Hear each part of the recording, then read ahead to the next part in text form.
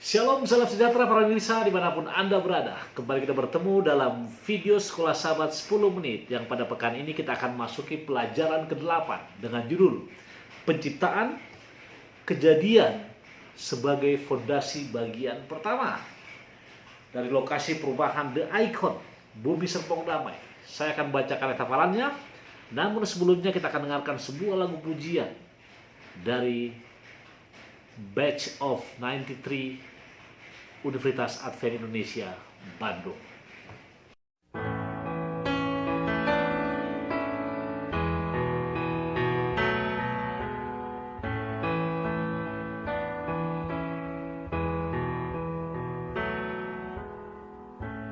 My Jesus, my Savior, Lord, there is none like you. All of my days, I want to praise the wonders of your mighty love. My comfort, my shelter, tower of refuge and strength, let everywhere, all that I am, never cease to worship you. Shout to the Lord, all the earth, let us sing. Power and majesty, praise to the King. Mountains bow down and the seas will roar at the sound of your name.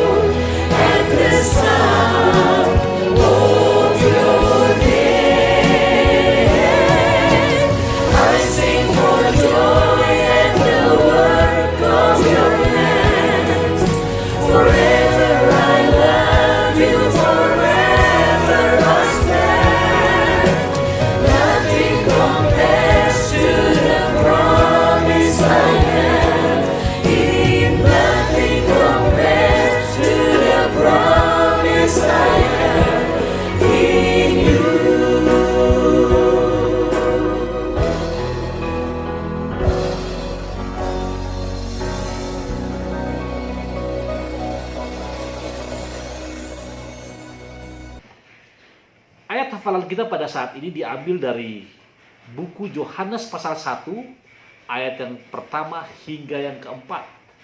Dikatakan demikian. Pada mulanya adalah firman, firman itu bersama-sama dengan Allah dan firman itu adalah Allah.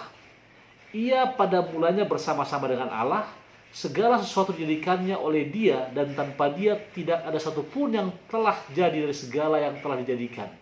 Dalam Dia ada hidup dan hidup itu adalah terang manusia. Ketika saudara berbicara mengenai buku Kejadian, maka kita akan berbicara mengenai awal dari keseluruhan kitab.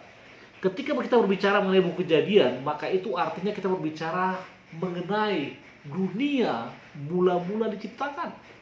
Kita akan juga mengetahui bahwa manusia pun yang diciptakan pada hari yang ke-6, Tuhan ciptakan dengan special purpose atau tujuan khusus. Dan ada hal yang istimewa pada perjalanan minggu ini, yaitu cara kita menafsirkan hari penciptaan tersebut. Apakah sama seperti minggu dalam kalender sekarang ini atau berbeda? Nah, saudara-saudaraku, pelajaran dibuka dengan bagaimana sifat kealahan bekerja secara harmonis menciptakan dunia dan manusia. Bereshit bara Elohim. Artinya pada mulanya Allah menciptakan langit dan bumi. Apa yang Dia perkenalkan, saudara? Saudara-saudaraku, secara singkat saya akan katakan, yang pertama adalah hari Sabat. Lalu Kejadian juga mengungkapkan asal mula kejahatan, kemudian Mesias dan rencana penebusan, kemudian perjanjian dengan Allah, lalu bagaimana manusia tersebar dengan bahasa, serta silsilah yang memberikan kerangka bagi urutan peristiwa. Lalu kuasa firman Allah yang diucapkan, dan ada juga sifat dasar kemanusiaan serta karakter Allah, dan juga perkawinan antara laki-laki dan perempuan. Lalu penilaian bumi dan sumber dayanya, dan janji akan pengharapan ciptaan baru. Inilah yang dirangkum oleh buku Kejadian. Itu sebabnya Kejadian ini merupakan sentral dari semua kisah di Alkitab. Lalu Alkitab juga menerangkan tujuan kita manusia diciptakan. Sekedar informasi, di semua bahasa di dunia, maka kata Adam itu tidak berubah. Kita telah mempelajari bahwa dalam bahasa Ibrani, Adam itu artinya manusia, yang diterjemahkan sebagai man. Man di sini bukan laki-laki, manusia. Itu sebabnya kalau saudara cari terjemahan di seluruh dunia, maka untuk kata Adam tetap Adam, tapi Hawa berbeda. Ada Eva, Eve, Hewe, banyak yang lainnya. Nah, kenapa Alkitab menerangkan tujuan kita diciptakan? Kita diciptakan oleh Allah pada satu titik waktu yang absolut.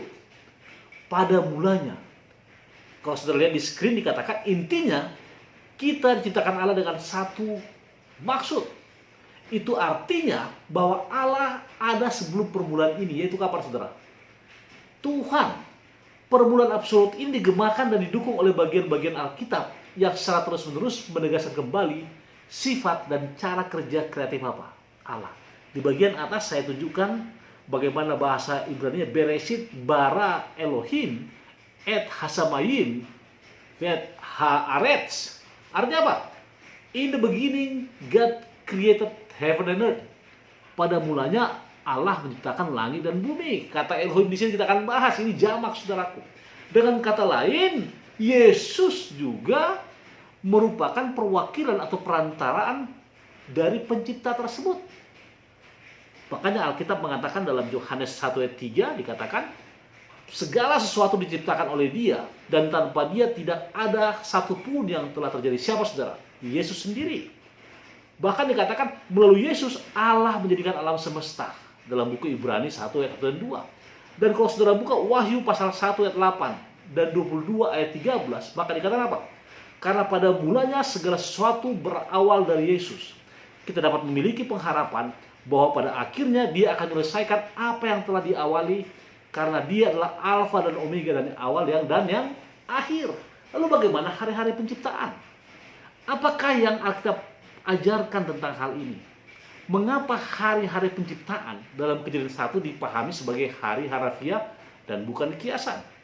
Saudara-saudaraku, kalau saudara lihat di screen, maka dikatakan apa? Itulah penciptaan hari pertama, light and dark, terang, kemudian langit dan lautan, kemudian bulan, bintang dan matahari, kemudian tumbuh-tumbuhan, pohon-pohonan, lalu apa? Ikan dan burung-burung. Lalu hari ke-6 saudara lihat di sana ada apa? Ada manusia dan binatang. Lalu hari ke-7 bilang God rested, itu Allah beristirahat. Nah, kata Ibrani untuk hari itu Yom, dan itu digunakan secara konsisten sepanjang narasi penciptaan untuk arti harafiah. Artinya apa? Itu satu kesatuan. Bahkan dikatakan Allah sendiri menentukan nama ini untuk satuan waktu pertama. Yom atau hari yang dijelaskan dengan frasa jadilah petang, jadilah pagi. Artinya apa? 7 hari penciptaan harus dipahami sebagai satu satuan waktu yang utuh, terintegrasi. Bahkan dikatakan pada pelajaran hari Senin, penciptaan dalam kitab Kejadian bukanlah satu-satu ciptaan dalam Alkitab. Ada juga penciptaan kembali pada katakan kedua, ketika Allah akan mengubah kefanaan menjadi keabadian dalam sekejap mata pada waktu bunyi nafiri yang terakhir. Ingat penciptaan di awal, dan akan ada penciptaan dunia baru nantinya. Kapan? Setelah kita turun dari apa? Yerusalem apa? Baru. Lalu saudara-saudaraku, saudara lihat kembali, yang Tuhan berikan suatu hal yang istimewa kepada kita itu apa? Hari Sabat dan penciptaan. Saya akan buka dengan tulisan inspirasi dari penulis Ellen G. White dalam buku To Be Like Jesus. Dikatakan begini, 6 hari pertama setiap pekan diberikan kepada kita untuk bekerja, karena Allah menggunakan periode yang sama dari pekan pertama dalam pekerjaan penciptaan. Hari ke-7 yang Allah sediakan sebagai hari istirahat untuk memperingati perhentiannya selama periode yang sama, setelah dia melakukan pekerjaan penciptaan dalam 6 hari. Tetapi anggapan orang tidak percaya bahwa peristiwa-peristiwa pada pekan pertama memerlukan banyak hal. Periode waktu yang tidak terbatas untuk penyelesaiannya menyerang secara langsung pada dasar hari Sabat dari perintah ke-4. Kenapa sampai Raja mengatakan begitu? Coba kita lihat saudaraku. Kejadian 2 ayat 3 mengatakan, lalu Allah beristirahat pada hari ke-7 itu. Ia memberkati dan menguduskannya atau membuatnya kudus. Karena pada hari itulah ia berhenti dari segala pekerjaan penciptaan yang telah dibuatnya itu. Ingat, kata dibuatnya, dikuduskannya. Nah, konsep pekan dalam penciptaan di kitab Kejadian ini mengalami perubahan dalam budaya kita akhir-akhir ini. Saudara lihat, banyak usaha-usaha yang dilakukan oleh apa? Banyak kekuatan di dunia ini. Khusus dalam dunia bisnis. Mereka menekankan beristirahat pada hari Minggu. Kenapa? Karena mereka mempunyai konsep sendiri mengenai Sabat. Mereka punya konsep sendiri mengenai hari Tuhan. Bahkan mereka memutarbalikkan Alkitab, memutarbalikkan fakta. Hanya untuk apa, saudara? Hal ini dikatakan dalam dunia bisnis beristirahat pada hari Minggu semakin didukung. Di beberapa negara, beberapa kamus mendefinisikan Minggu sebagai hari ke-7 dalam pekan. Beberapa paus telah menerbitkan surat edaran tentang Sabat Yahudi. Dies Domini Laudato Si Vatican Press 2015. Nah, ini yang aneh. Dikatakan itu Sabat Yahudi, saudara. Sabat Yahudi. Sedangkan Yesus pun orang Yahudi. Yesus dan semua orang Yahudi. Mereka merefer kepada apa? Tradisi. Padahal bukan hal tersebut. Tuhan menciptakan Sabat di Taman Eden. Sebagai apa? Ada peringatan antara Allah dan manusia. Kita mengingat bahwa Allah pencipta langit, bumi dan segala isinya. Itu sebabnya hari Sabat dikatakan apa? Diberikan pada penciptaan, diberikan di Sinai, dikuduskan atau dipelihara oleh umatnya, dipelihara oleh Yesus pada perjanjian baru, dihormati dan dikuduskan oleh murid-muridnya, tanda kuasa Tuhan. Dan nanti di dunia baru, saudara, itu akan apa? Dipelihara. Bahkan dalam Wahyu 14 ayat 7 dikatakan, pekabaran terakhir yang akan disampaikan ke dunia termasuk mengumandangkan tentang Sabat sebagai suatu pengingat akan penciptaan Allah. Luar biasa. Itu yang harus kita ingat. Lalu bagaimana dengan pelajaran hari Rabu, penciptaan dan pernikahan? Untuk melengkapi semua itu, saudara, Tuhan punya rencana khusus. Pria dan wanita diciptakan berbeda tapi saling melengkapi. Mereka membentuk satu unit keluarga bersama. Allah sebagai oknum yang jamak ingin agar umat manusia hidup secara terus-menerus melalui persatuan intim antara pria dan wanita.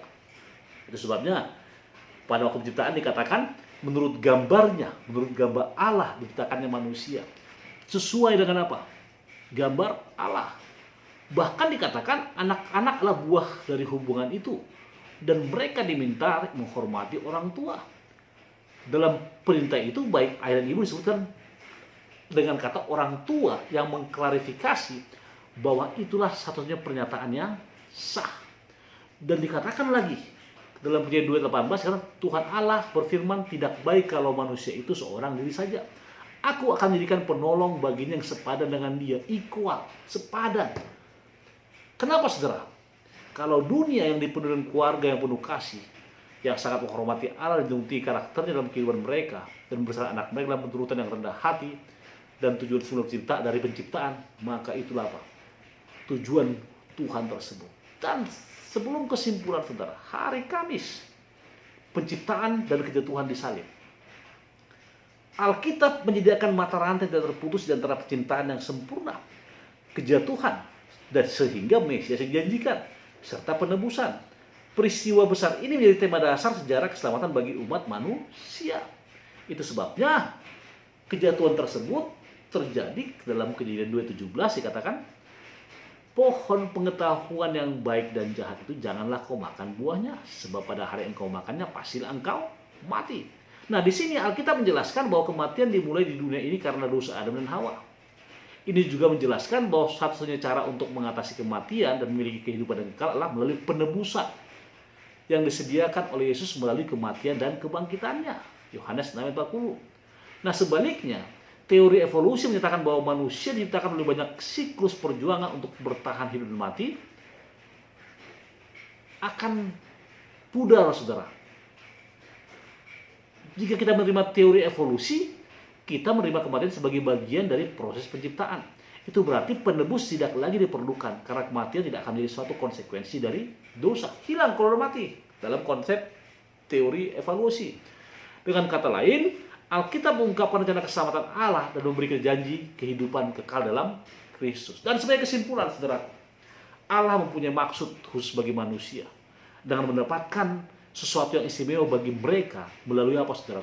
Pertama, pengenalan akan Tuhan melalui ciptaannya yang agung. Yang kedua, mengetahui kasih karunia yang diberikannya setelah kejatuhan manusia dalam dosa, penebusan, Mesias. Lalu sabat. Ingat, sahabat Tuhan berhenti menguduskan dan memberkati. Sebagai tanda kasih pengakuan kita kepada Allah yang menciptakan langit, bumi, dan segala isinya. Lalu, yang berikutnya, Tuhan memberikan keluarga sebagai rancangan khusus untuk kebahagiaan umatnya. Dan terakhir dalam minggu ini itu apa? Salib.